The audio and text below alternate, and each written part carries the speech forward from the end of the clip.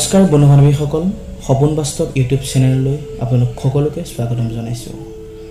আমাৰ প্ৰেমৰ শিহৰণৰ অনুষ্ঠানটিলৈ এটি প্ৰেমৰ কাহিনী প্ৰেৰণ কৰিছে ৰঞ্জিত নাথে।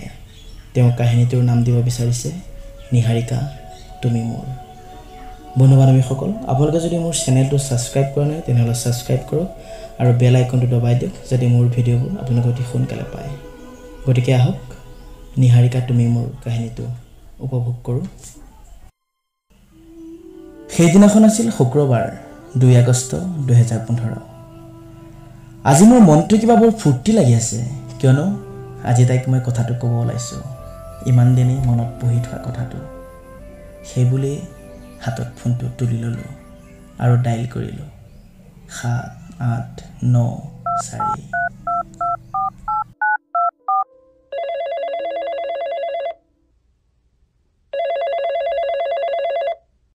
হেল্ল', কোনে ক'লে? মই। কোন মই? আপোনাৰ নামটো? বাহ, তোমাক বেছ মানিছোঁ কিন্তু দেই। ইমান কম দিনৰ ভিতৰতে পাহৰি গ'লা যে। কোননো?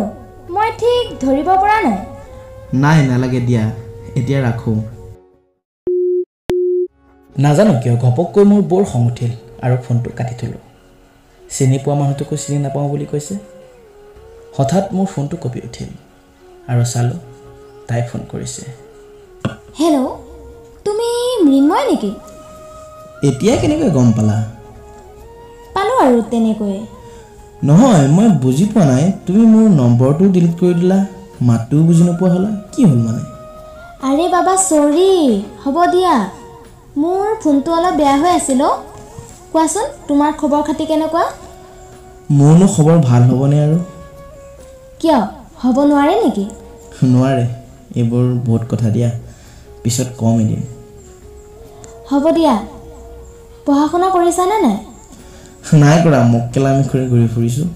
ধেৎ পাগলটো, কি বেক লগাব মন আছে নেকি? নাই, তাকেই ভাবিছোঁ কি কৰোঁ। নিহাৰিকা, অঁ কোৱা।